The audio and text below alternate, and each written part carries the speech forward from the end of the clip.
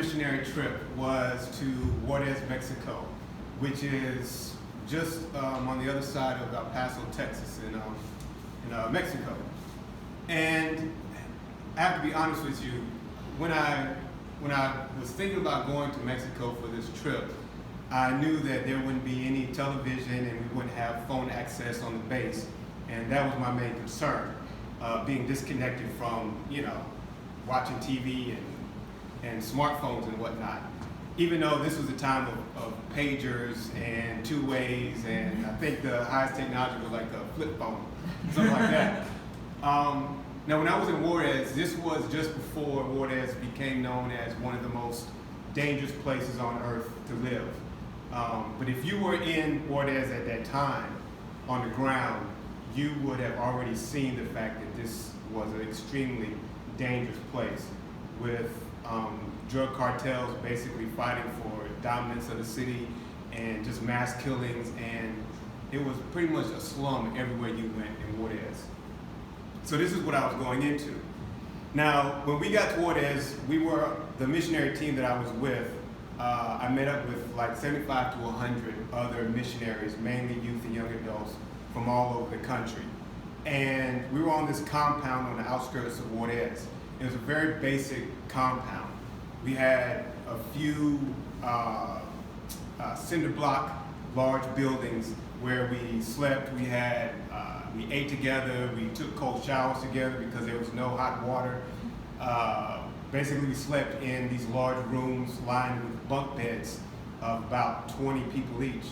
And there was this huge wall that surrounded the compound that was made of cinder blocks, basically it was like an old school Game of Thrones, whatever that we lived in, just because things were so violent in this area.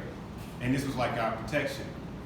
And I just remember it was, because we didn't have technology and we didn't have smartphones and television, we were able to connect with each other a lot more deeply and quickly and easily because we were forced to talk to each other and we weren't distracted.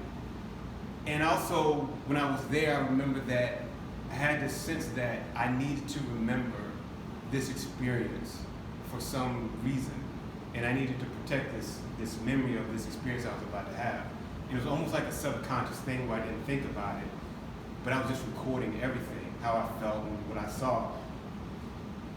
One of the things that most of what we did was we would go out into parts of Juarez and we would either put on performances or we would do construction work and just try to connect with individuals in the communities that we serve. And I've seen poverty before, but I never saw poverty like I saw when I was in Juarez. It was like everywhere I went, whether we were on the outskirts or we were in the urban areas, was just dire poverty. It was like driving through a continuous film of heart-wrenching scenes constantly. And it made me feel so freaking helpless that no matter how long I was there, no matter what I did, I would still be leaving Juarez in the same condition. So one day we were divided up into teams of like 15 people. And my team, this particular day, went out to this small church on the outskirts of Juarez. And we were going to build a small cinder block wall around the property of the church. And the church was probably half the size of this room. And we were going to build a pit latrine in the yard next to the church. And basically a pit latrine is, we dig a deep hole in the ground, we put up four walls, and people would basically, you would use the bathroom in this hole that we dug. That was our job for this day. And as we're in our van and we're driving to this church, It was like driving through a landfill, and just a massive landfill. And there were like these stray dogs just running around everywhere. And you see these houses, small little houses made of cardboard and broken off pieces of wooden pallet, just kind of all sewn together somehow.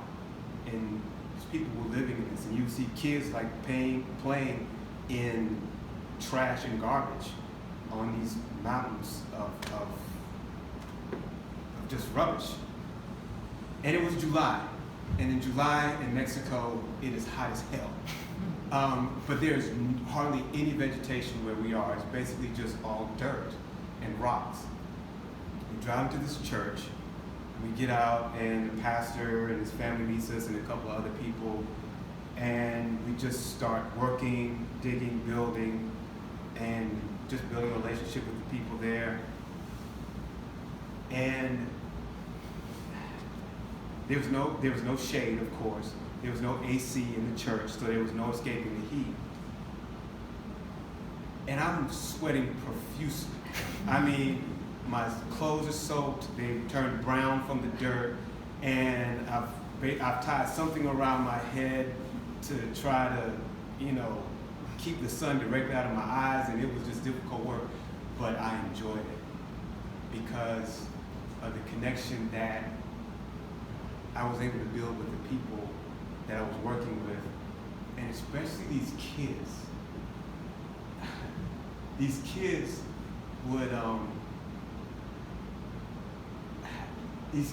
were just so full of joy and life, and they were like just so happy to see us there. And while we were working, we would take time out and we would play with them, we would race with them, we would, try to learn some of their language. I'm like, mi amo Eric, and I was like so happy that I got something right, and the kids would be like, yeah, you almost there, and it was just, they were just so happy that we were there, and I felt so alive just because of what these kids were feeding me. And but I felt so freaking hopeless and helpless because of what I was standing in the midst of. After we finished our work, before we left, the pastor and his family had a very small house next to the church, and they had prepared a meal for us before we left. And we all went into the house, and it was a very small kitchen. And some of us, there wasn't enough room for all of us to stand up. For all of us to sit down. So some of us had to stand while others sat. And we just cramped around a small little table, and they served us this home-cooked meal on these paper plates. And it was something like peas and corn, a little bit of shredded chicken, and a piece of cake, I think. And they served us these cans of soda, and you could see the condensation still sweating from the sides of this can of soda, like they just pulled it out of a bucket of ice to keep it cool for us. And we had a great time just talking and joking and just connecting. But you know how it is when you're eating a meal and you can literally taste the sacrifice, the love, the appreciation in the meal. And I'm having this great time connecting and just being present, and at the same time feeling so bad because I have been so ungrateful for everything I have back home, and I have no idea how much these people sacrificed just to make this meal for us foreigners. All I did was come and build a wall and dig a ditch. These people didn't complain about what it cost them to make this meal. They didn't complain about not having enough room in their kitchen for us all to sit down. They were smiling and happy and just appreciative of us being there. And there were these women, because he didn't have any AC in his house either. These women, it was like two women that were standing by this open window while we're sitting there eating, and the entire time we're eating, they have these paper plates in their hands and they're just fanning us the entire time. And they were smiling, like they wanted us to feel comfortable. After we ate, said our goodbyes, packing up the van, our shovels and picks and gloves and everything, and we're getting ready to drive back down this long ass dirt road. And I get in and we're leaving, and I look back and I'm like, I can never forget this. So at the base on the compound, almost every day I would journal and I would like write poetry or something, just try to process my thoughts and process what I'm feeling and whatnot. And somehow, I know how, but some people on the base found out that I did this, and they were like, Eric, you need to like share this stuff. And I was like, no, I don't. And they were like, yes, you do. And I was like, we'll see what happens. One day, in the dining hall, there's these couple of young guys that were musicians or whatever. They just messing around with guitar, and one of them guy has a bucket, doing some bucket drumming, and there's another guitar player, and they're just messing around. I had my book of poetry. I came out, and I'm like, look, let's why don't you give me a melody, give me a chord or something like that, and let's just jam. And we sat in the dining hall and we just had a jam session in the dining hall on the compound. And it was like one of those moments where it couldn't have been pre-planned, it couldn't have been orchestrated, it was just like almost spiritual how we just all connected. And I'm like, I don't freestyle, but somehow it was just in that moment, it was like almost orgasmic, where it was like I put my poetry book down and I'm just freestyling. I brought up some stuff about cat in a hat and green eggs and ham, and it was just a beautiful moment of connecting and with these people that I had just met a few weeks earlier. So after that, we had a closing night ceremony, and they were like, Eric, we want you to like be part of the closing night ceremony, you know, do some poetry, whatever. I was like, cool, I'll do that as long as I can bring my new band with me. Eric, cool. Bring whoever you want with you. I was like, bet. So closing night, I get up, got my band, we just basically just freestyling musically and whatever, just kind of going with it. And I wrote this poem that I delivered, basically telling them, expressing the impact that this trip had on me, the impact Juarez had on me, the sorrow I felt, the helplessness I felt, the joy of the new relationships I built,